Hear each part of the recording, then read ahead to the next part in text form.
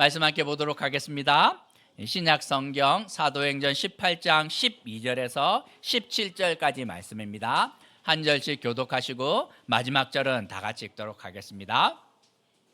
갈리오가 아가야 총독 되었을 때에 유대인이 일제히 일어나 바울을 대적하여 법정으로 데리고 가서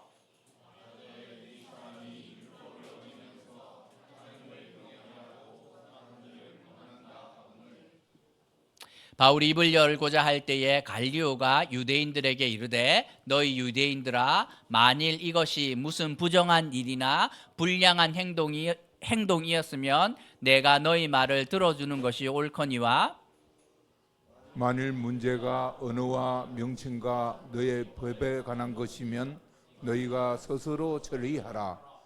나는 이러한 일에 재판장 되기를 원하지 아니하노라 하고 그들을 법정에서 쫓아내니 모든 사람이 회장장 소스데네를 잡아 법정 앞에서 때리되 갈리오가 이 일을 상관하지 아니하니라.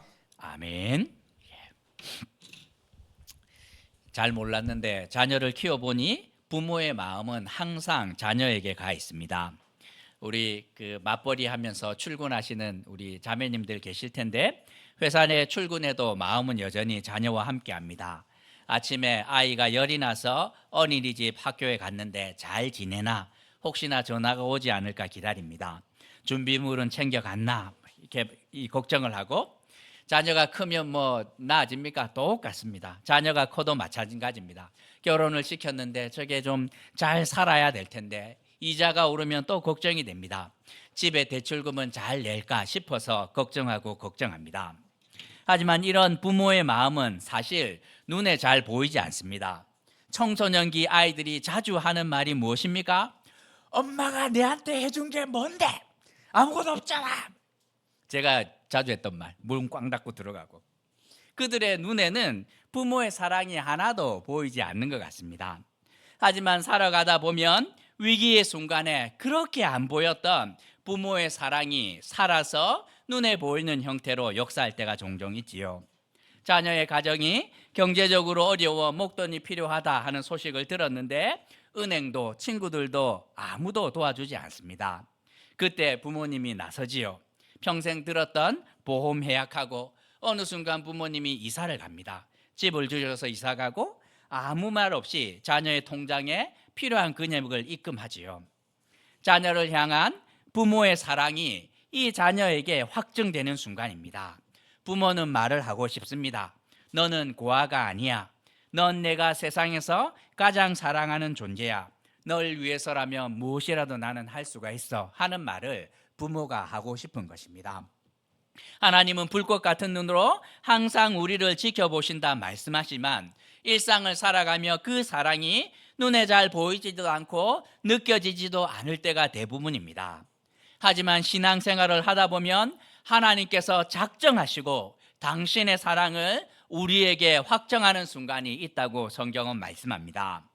오늘 본문이 바로 그런 순간인데 하나님께서 어떤 방법으로 하나님의 사랑을 하나님의 백성들에게 확증하고 계신지 함께 묵상하며 교훈을 얻으려고 합니다. 그런데 우리가 먼저 생각해 봐야 되는 것은 예수를 믿는데 무슨 어려움이 이리도 많은가 하는 것입니다. 바울은 가는 곳마다 은혜가 있었지만 동시에 어려움도 끝이 없습니다. 가는 곳마다 감옥에 가고 가는 곳마다 매를 맞고 욕먹고 고소당하고 쫓겨나기가 일상입니다.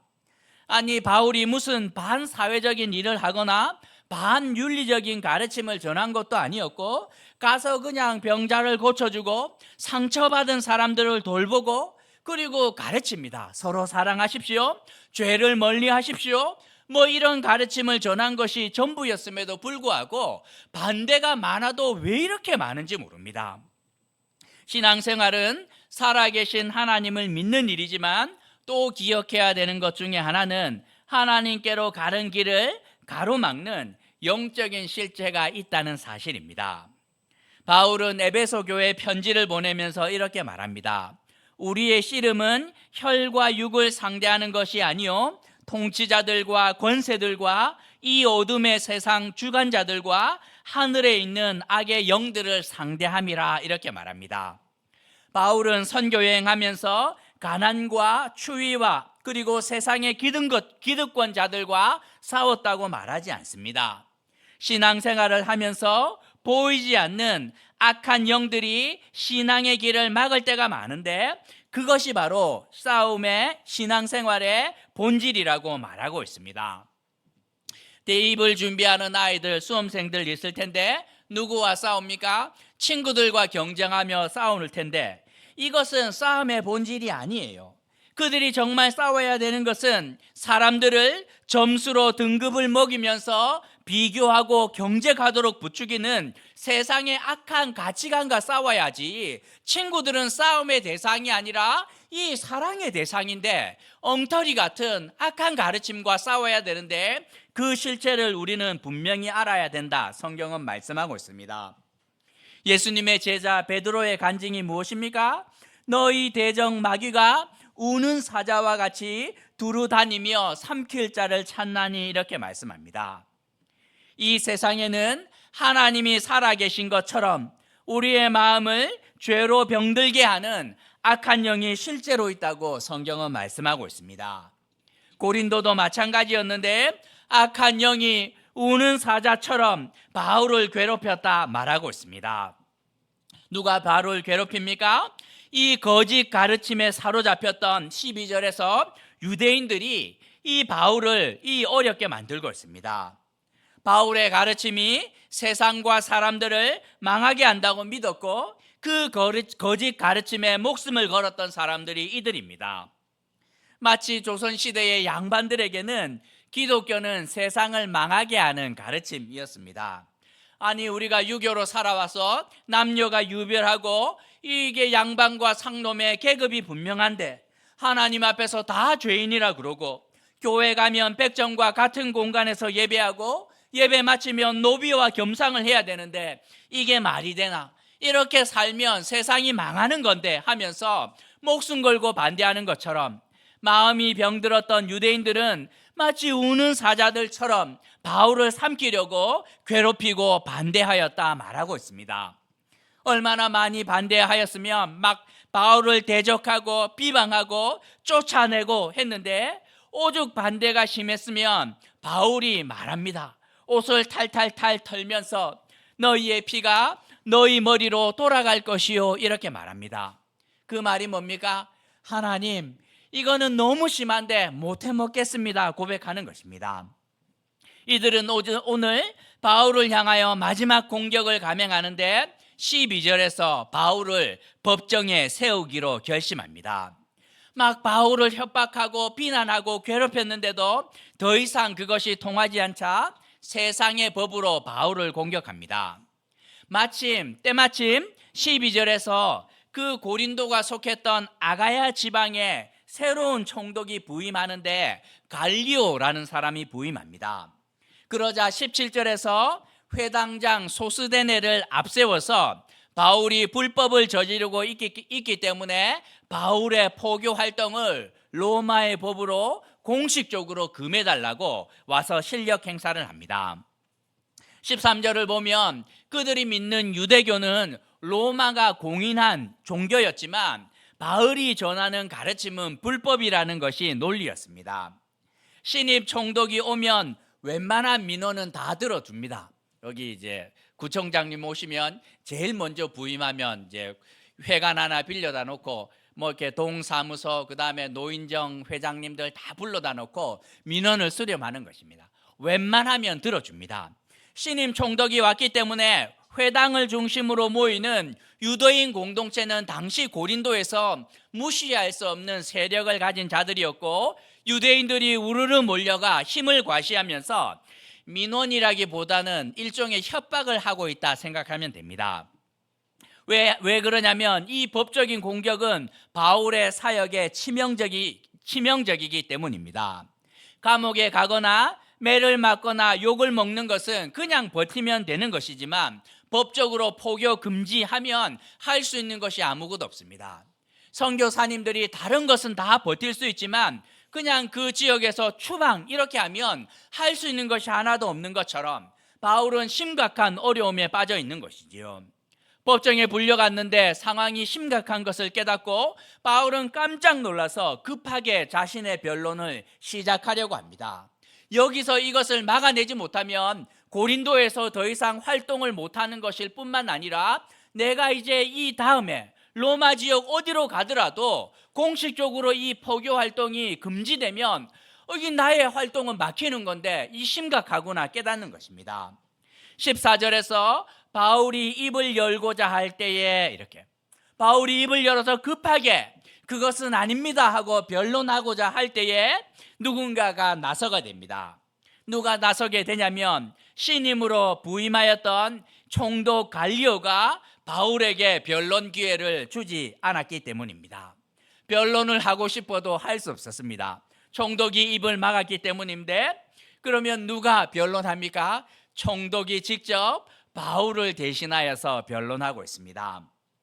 사실 이 갈리오는 아주 온유한 사람입니다. 유대 지방의 총독이 누구였습니까? 빌라도였고 빌라도는 아주 용맹스러운 군인 출신이었습니다. 그런데 갈리오라는 사람은 학자였는데 그 유명한 네로 황제의 스승이었던 세네카의 동생이 갈리오였다고 생각하면 됩니다. 그리고 아주 인품이 탁월하기로 유명하였고 고린도가 속해 있었던 아가야 지방은 그냥 로마 제국에 있는 흔한 이 지방이 아니라 이 로마의 원로원이 직접 다스리는 주였기 때문에 아가야 지방의 총독이 된다 하는 것은 다른 지방의 총독과는 비교할 수 없는 높은 자리였다고 성경은 기록하고 있습니다. 만약에 이 아가야 지방의 총독 갈리오가 바울에게 이 사역을 금한다 하면 로마의 공식적인 입장이나 거의 진배 없는 것이 되는 것이지요. 그런데 그 갈리오가 뭐라고 말하냐면 14절에서 바울을 대신하여 그 소송을 걸고 있는 유대인들에게 물어봅니다. 아니 이 바울이 로마 법에 저촉되는 무슨 부정한 일이나 불량한 행동을 하였는가 하고 묻습니다. 경범죄 혹은 중범죄 가운데 로마의 실정법에 위배되는 무슨 일을 했으면 이야기해 보라 이렇게 말합니다. 만약 그런 범죄가 있다면 내가 재판을 열어주겠지만 그런 것이 아니라 15절에서 너희들이 믿는 종교적인 문제 때문에 왔다면 너희들 스스로 해결하라. 그리고 끝냅니다. 아예 재판을 시작하지도 못하고 갈리오가 이 유대인들의 입을 막아버린 것입니다. 바울도 유대인도 너무나 당황스럽습니다. 성단 유대인들은 가만히 있지 않고 총독을 귀찮게 합니다. 총독이요, 당신이 처음 여기 와서 뭐 잘 모르는 것 같은데 이 문제는 당신이 생각하는 것보다 생각보다 심각합니다. 그리고 당신이 우리 조직을 좀 쉽게 보는 것 같은데 이 회당을 중심으로 한 유대인이라는 조직은 생각보다 큰데 감당할 수 있겠습니까? 하고 협박을 하고 있는 것이지요. 마치 빌라도를 협박해서 결국에는 원하는 결과를 얻어내온 것처럼 이 사람들이 세를 모아서 막 협박하고 있는 것입니다. 그런데 세상에서 제일 무서운 사람이 누구입니까? 원칙을 지키는 사람이 제일 무섭습니다. 협박 막 하는데 이 갈리오는 그런 것에 흔들리는 사람이 아니었어요. 원칙대로 합니다. 내가 아무리 들어보아도 이거는 재판을 열 이유가 하나도 없는데 여러분 돌아가시오. 순종하지 않았던 이 유대인들은 이제 막 드러눕고 막 난동을 부린 것 같아요. 오죽했으면 16절에서 이 사람들을 직접 끌어내어야 될, 쫓아야 될 정도였다고 말하고 있습니다. 이 모든 재판 과정 가운데 누가 있었냐면 아마 이제 그 그리스 사람들, 헬라인들이 있었던 것 같은데 아니 총독이 안 된다고 했는데도 막 드러누워서 오히려 총독을 협박하고 때를 쓰는 유대인들을 보자 이 사람들이 막 화가 막 치밀기 시작을 합니다.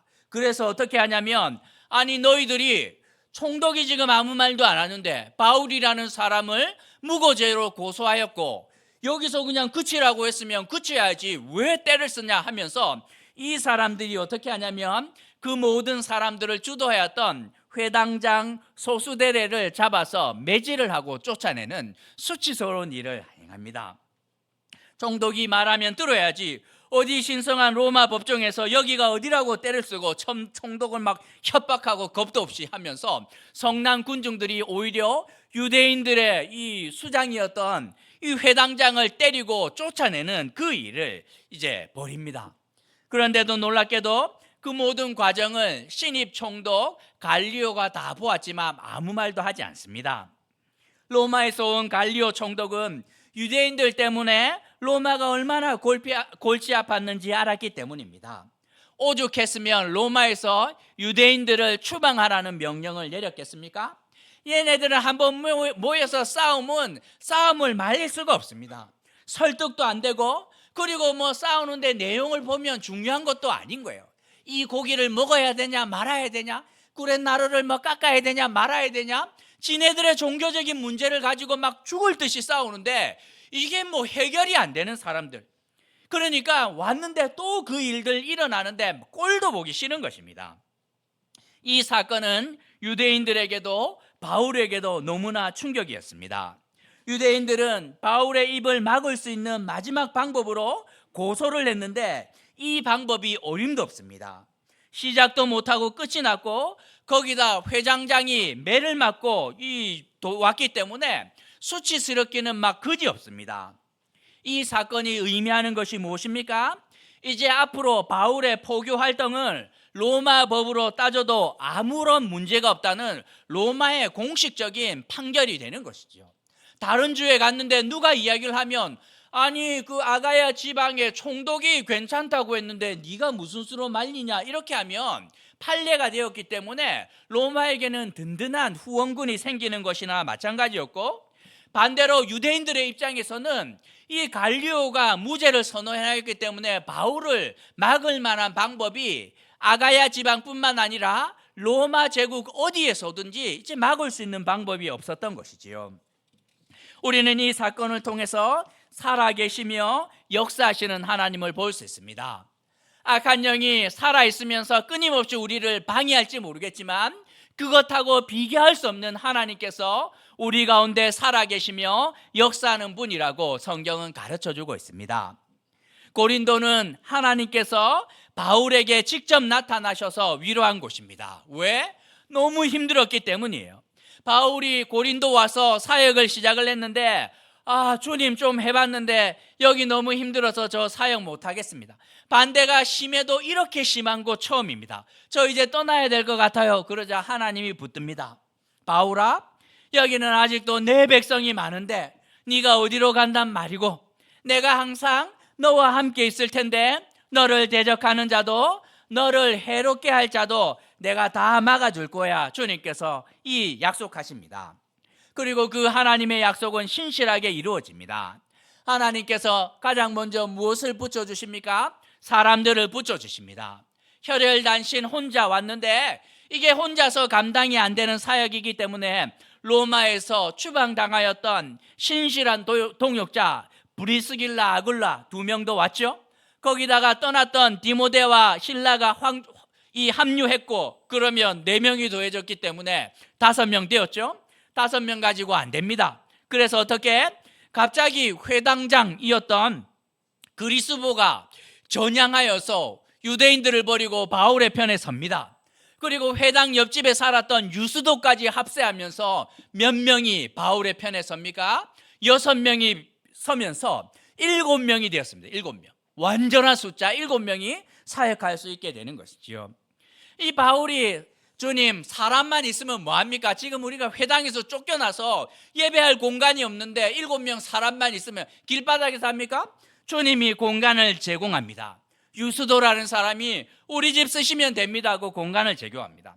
주님 사람도 있고 공간도 있는데 돈 없으면 내가 맨날 텐트 만들어야 되는데 이게 뭐 어떡합니까? 했더니만 갑자기 빌립보와 데살로니가 교회에서 선교위를 보내서 사역에만 전념할 수 있도록 되는 것이죠.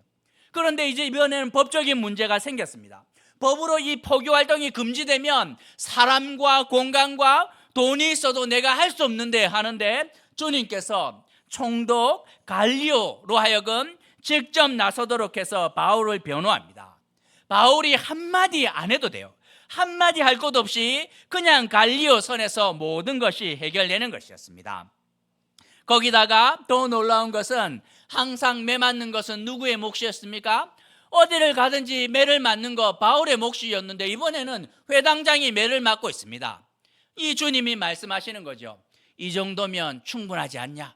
18개월 내가 지켜줄 텐데 이 나의 백성이 아직도 많은데 필요한 건 내가 다 공급해주고 필요하다면 사람과 돈과 공간과 법적인 문제 다 해결해 줄 테니 너는 사역만 하면 되는 것이야 하고 주님께서 당신의 사랑과 살아계심을 바울에게 보여주고 계신 것 우리는 성경을 통해서 확인할 수 있습니다. 살아계신 하나님이 나타나셔서 역사하신 것이 아니라면 이것을 어떻게 설명할 수 있겠습니까? 예수님이 제자들에게 말씀하시는데 세상에서 너희가 환난을 당하나 담대하라. 왜냐하면 내가 세상을 이겼기 때문이라 말씀합니다. 바울에게 하나님은 도울 사람을 보내시고 돈을 보내시고 사역할 공간도 주시고 로마의 법조차 바울의 편이 되게 하셔서 유대인의 입을 막으셨고 결국 회초를 들어 유대인을 책망하시면서 두 번 다시 바울을 괴롭히지 못하게 하셨다고 성경은 말씀하고 있습니다. 오늘 말씀을 통해 두 가지만 생각해 보려고 하는데 먼저 믿음의 길을 방해하는 악한 영이 실제로 있다 성경인 말씀하고 있습니다. 우리가 이제 남편한테 가서 여보 외식 한번 할까 너무 쉽죠. 날 잡아서 한번 보자 밥 먹으면 됩니다. 그런데 가서 이야기를 합니다. 여보 교회 한번 같이 갈까? 그러면 전쟁이 일어납니다. 아니 교회 가는 게 뭐 죄 짓는 일도 아닌데 막 그 말 하는 순간 막 이렇게 그것도 막 사정사정해서 내가 매주 가자는 거 아니고 1년에 한 번만 가자. 성탄절 때 애들 뭐 발표하는데 그냥 뒤에 가서 사진만 찍고 오면 된다 그래서 막 어떻게 구슬려서 약속 받았는데 꼭 그날 문제가 생기지 않습니까? 몇 년이 막 딜레이가 되고 우리 젊은 부부들 아이 데리고 막 교회 가려고 막 준비해서 오면 그날 꼭 아이가 아프고 안 아프면 어떻게 합니까? 짐 다 싸서 나왔는데 문 앞에서 애가 똥 쌉니다.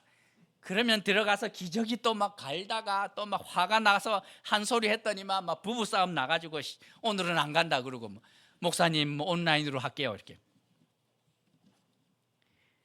결심해보고 목사님이 기도하라 했는데 그래서 막 방에서 좀 기도해 볼까 싶으면 갑자기 친구한테 전화 와가지고 막 불려 나가고 목사님 큐티 하라 그랬는데 매일 성경 열면 갑자기 방 청소가 하고 싶어집니다.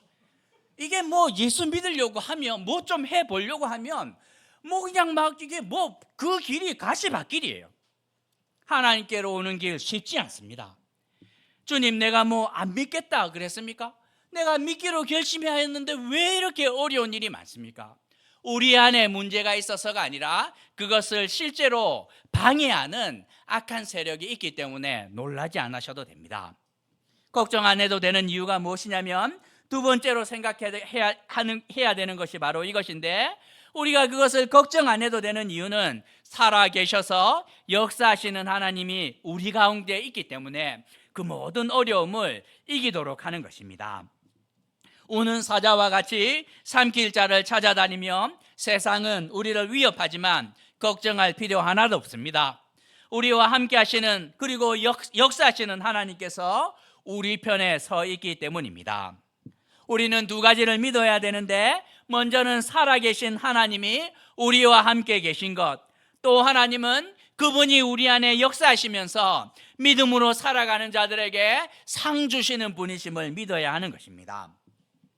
제가 병원에 입원해서 뭐 할 수 있는 것이 이제 이야기했죠. TV도 재미없고 뭐 인터넷도 재미없어서 가만히 누워서 성경책 보고 뭐 책 보다가 뭐 그것도 이렇게 이제 도복이 써야 되니까 오래 못 봅니다. 누워가지고 이제 묵상하는 거죠. 지난 시간들을 거꾸로 이렇게 돌아가 보는데 지난 시간들을 역추적하면서 묵상해 보았는데 하나님의 살아계심과 그분의 역사하심을 부인할 수 없었습니다. 어떻게 우연찮게 미국에 가서 공부를 했는데 제가 총 1년 동안 8과목 들었습니다. 그런데 딱 한 과목, 그 마지막 8번째 과목을 누구와 들었냐면 우리 그 회사, 가스 회사 그 회장님 아드님이 그 수업하러 들어갔는데 이제 다들 전도사님들이 다 가난하지 않습니까? 행색이 초라합니다. 주차장 가면 다 이렇게 막 저 차가 굴러가고 있을까 하는 그 차들이 전부였는데 막 번쩍번쩍하는 고급 차가 내렸는데 문에서 내렸는데 귀찌가 좀 납디다. 있는 집인가 했는데 제 옆자리에 앉아가지고 물어보았더니 뭐 이렇게 이제 뭐 고려파 뭐 이렇게 장로님 아들이라고. 그래서 이제 교제한 게 전부였고, 그 뭐 할 거냐? 자기 이제 아빠가 이제 공부시켜서 이제 신학한다고. 그래서 이제 교제하였고, 임신하였는데 그 와이프가 비빔국수 먹고 싶다 그래서 저희 집에 불렀습니다. 와서 이제 밥 한번 먹으라고 줬는데 오더니만 저희 그 학교 기숙사를 보더니만 나중에 와서 이야기를 해요. 목사님, 사실은 그 집 우리가 들어가려고 했던 집이라고. 그 학교 오려고 이렇게 준비하고 집을 다 알아보고 아버지와 같이 와서 볕이 제일 잘 드는 집을 이렇게 예약하고 갔는데 저희가 오기 한 달 전에 그 예약을 취소한 거예요. 그냥 집을 사기로 했다고. 그 저희가 막 급하게 막 한 달 만에 불이 나게 번갯불에 콩고 먹듯 학교에 지원을 해서 기숙사 주세요 했더니만 방 하나 남았는데 거기 살아라 그래서 갔는데 그 집이 그 집이었다. 그리고 한국에 들어와서 각자 강서에서, 저는 강동에서 사역하고 있었는데 그분이 교회에서 쫓겨났습니다. 그리고 아버지 밑에 이제 복귀하여서 경영을 배워야 되는데 갑자기 연락 왔는데 목사님 회사 와서 설교 좀 해주세요. 회사 어딘데? 성내 3동 강동구. 충분하다. 그리고 저희가 가서 열심히 회사에서 설교를 했더니 한 5년 지났는데 회장님이 부르더니만 저한테 말씀합니다. 와서 목사님 원하시면 회사에서 개척하시면 된다고. 개척의 마음이 반반 있었는데 이게 공간이 준비돼야 하지 않습니까? 그리고 제가 고민하다가 이제 그 아드님을 불러서 아버님이 이런 말 했는데 진짜냐 확인해 달라. 진짜라는 거예요. 그래서 시작을 했습니다. 남들은 월세 내면서 교회 개척하는데 저희는 그 공간 쓰면서 세를 오히려 받았습니다. 설교했다는 이유로 다 받으면서 교회 그 회사 건물 들어갔는데 회사인데 없는 게 없어요. 키보드에 헌금 바구니에 기타에 드럼에 컬러 복사기 주차 뭐 위에까지 다 있고 그 밑에 일하시는 분이 주차 저희 다 도와주시면서. 그런데 제가 또 불만이 많지 않습니까? 주님, 아니 주말에는 그게 쓰지만 주중에 모일 공간이 없는데 어떡하란 말입니까? 이렇게 했더니만 갑자기 그때 우리 윤 집사님 등장. 제가 장모님 친구들 웬만하면 다 압니다. 왜냐하면 거의 10년 넘게 살았기 때문에 친구들 오면 뭐 이렇게 다 알아요. 다 아는데 한 번도 본 적이 없었습니다. 그런데 어느 순간 누군가가 등장을 했는데 이 성내 일동에 건물을 갖고 계셨고 그 피난 사다리 그 회사 건물 비어 있다고 와서 쓰라 그래서 저희가 거기서 들어가게 된 거죠. 이제 공간이 준비가 되었습니다. 주중에 있는 공간이 준비가 되었는데 이 주님 사람이 없는데 어떡합니까? 했는데 어느덧 사람들이 모여들었고 아이들이 막 태어나기 시작을 합니다. 제가 또 주님한테 말합니다. 주님, 사람이 모이는데 공간이 없는데 어떡합니까? 애들 유아실도 없고 뭐 잠옷실도 없는데 그때 갑자기 어울림교회 등장하였어. 담임 목사로 오라. 못 간다 그랬더니 그러면 교회를 합치자. 한 번도 생각 안 해봤다 그랬더니 기도해보라 그러고 어르신들 물어봤더니만 다들 교란 어르신들이 교회가 나뉘는 것보다 합쳐지는 게 낫지 않겠냐 그러고 하라 그러고 집도 회사도 희성교회도 어울림교회도 다 강동구 아닙니까? 강동구? 옮기지 않아도 되고 어울림교회 왔는데 어르신들이 젊은 사람들을 얼마나 사랑해 주는지 이 침대에 누워서 퍼즐 조각 하나하나를 맞추는데 큰 그림이 완성되는데 무서울 정도입니다. 참으로 하나님이 오래전에 계획하셨고 신실하게 역사하시면서 하나님의 일을 이루어 가시는구나. 저만의 간증이 아니라 우리 모두의 간증이 될 것이라 생각합니다. 하나님은 우리 안에서 선한 일을 시작하시고 결국에는 우리 안에서 살아서 역사하시며 결국에 그 선한 일을 완성하는 분이라 말하고 있습니다. 그 믿음의 여정 가운데 어려움과 아픔들이 많겠지요. 때로는 가시밭길을 가는 것처럼 보일지 모르겠지만 악한 영이 끊임없이 방해하고 회방한다 할지라도 하나님께서 그 모든 것들을 걷어내시면서 결국에는 주님이 원하는 자리로 우리를 인도하신다 약속하고 있습니다. 이스라엘을 지키는 자는 졸지도 아니하시고 주무시지도 아니하신다고 성경은 약속하고 있기 때문입니다. 그 하나님이 오늘도 내 삶에 우리 어울림교회 안에서 그리고 이 땅 가운데서 살아서 역사하시며 수많은 믿음의 장애물들을 걷어내시면서 당신의 선한 일을 기어이 이루고자 말 것이라고 약속하고 있는데, 낙심하지 않고 그 약속을 믿으며 믿음의 길을 가는 어울린 교회와 성도들 되시길 주님의 이름으로 도전하는 것입니다. 우리 말씀 생각하시면 함께 기도할까요?